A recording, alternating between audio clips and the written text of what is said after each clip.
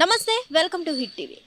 గతంలో ధర్మస్థల టెంపుల్తో అనుబంధం ఉన్న కార్మికుడు అయితే పారిశుద్ధ్య కార్మికుడు ఎవరైతే చిన్నయ్య ఉన్నాడో గతంలో అక్కడ చుట్టుపక్కల అయితే కొంతమంది యువతులను రహస్యంగా పూడ్చిపెట్టినట్టు హతమార్చినట్లయితే కొన్ని వాంగ్మూలాలు ఇవ్వడం జరిగింది. దానికి సంబంధించి కూడా అక్కడ గవర్నమెంట్ అనేది సిట్ ఇన్వెస్టిగేషన్ అనేది చేపట్టడం జరిగింది. దీనికి సంబంధించి కూడా అటువంటి ఆధారాలు ఏవి దొరకక సిట్ అయితే కొట్టివేయడం జరిగింది. మరి దీనికి సంబంధించి ఇప్పుడైతే ఒక ఫ్రెష్ అప్డేట్ వచ్చింది. అందులో భాగంగా ప్రకాష్ రాజ్ పేరు కూడా తెర మీదకి రావడం జరిగింది. మరి దీని మీద స్పందిస్తూ ప్రకాష్ రాజ్ గారు అయితే ఒక ట్వీట్ అయితే పెట్టడం జరిగింది. ఇది చాలా సెన్సిటివ్ ఇష్యూ. దీన్ని సరిగ్గా క్లారిటీగా నేను మీడియా ముందుకు వచ్చి తెలియజేస్తాను, అంతే తప్ప ఇప్పుడు స్ప్రెడ్ అవుతున్న రూమర్స్ ఏవి నమ్మొద్దు. ఇది చాలామంది భక్తుల నమ్మకాన్ని పోగొట్టే ఇష్యూ అంటూ చెప్పడం జరిగింది. అలాగే నేను బయట ఉన్నాను, మరో 2 రోజుల్లో మీడియా ముందుకు వచ్చి అన్ని వాంగ్మూలాలు నేను వచ్చి ఇస్తాను అని అయితే తెలియజేయడం జరిగింది.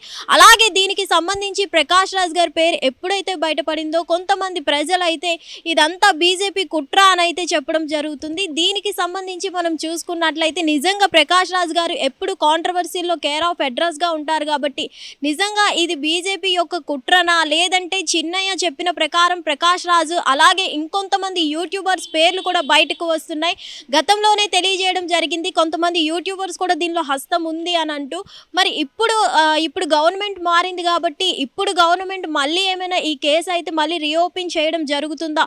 ఆల్రెడీ దర్యాప్తులో ఉంది కాబట్టి, దర్యాప్తు జరుగుతుంది కాబట్టి ఇప్పుడు వరకు ఆ చిన్నయ్య ఎవరైతే కార్మికుడు ఉన్నారో పారిశుద్ధ్య కార్మికుడు, దానికి సంబంధించి అతని వాంగ్మూలం ప్రకారం ఇప్పుడు ప్రకాష్ రాజ్ చెప్పే కొన్ని వాంగ్మూలాల ప్రకారం అలాగే సిట్ దర్యాప్తులో తేలిన కొన్ని ఇవన్నీ తీసుకుంటూ పోతే కోర్టు నుంచి ఎట్లాంటి ఆధారాలు బయటపడే అవకాశం ఉంది ఏంటి? ఇప్పుడు గవర్నమెంట్ కూడా మారింది కాబట్టి ఇది మళ్ళీ విచారణ ముందుకు సాగే అవకాశం ఉందా లేకపోతే ఏంటి అనేది కూడా చూడాల్సి ఉంది.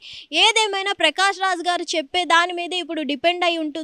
ఎందుకంటే గతంలోనే వీటిని కొట్టివేయడం జరిగింది. అట్లాంటి సిచ్యువేషన్స్ ఏవి అక్కడ చుట్టుపక్కల టెంపుల్ దగ్గర జరగలేదు అని అయితే సిట్ అయితే కొట్టివేయడం జరిగింది. అలాగే బలవంతంగా తన చేత చేయించారు అంటూ పారిశుద్ధ్య కార్మికుడు ఎవరైతే ఉన్నారో చిన్నయ్య చెప్పడం జరిగింది. దీనికి సంబంధించి కొన్ని ఆధారాలు సేకరించినప్పుడు అయితే ఎటువంటి ఆధారాలు కూడా అక్కడ దొరకకపోగా పైగా నా చేత బలవంతంగా చెప్పిస్తున్నారు ఇలా అని అయితే చెప్పడం జరిగింది. ఇప్పుడు ప్రకాష్ రాజ్ గారు 2 రోజుల్లో మీడియా ముందుకు వచ్చి మాట్లాడతాను అన్నారు కాబట్టి అతను చెప్పే దాంట్లోనే మనకి స్ట్రెంగ్త్ ఉంది కాబట్టి అతను ఏం చెప్పబోతున్నారు, దీనికి సంబంధించి అసలు అతని పేరు బయటకి ఎందుకు వచ్చింది, మళ్ళీ ఎందుకు వచ్చింది?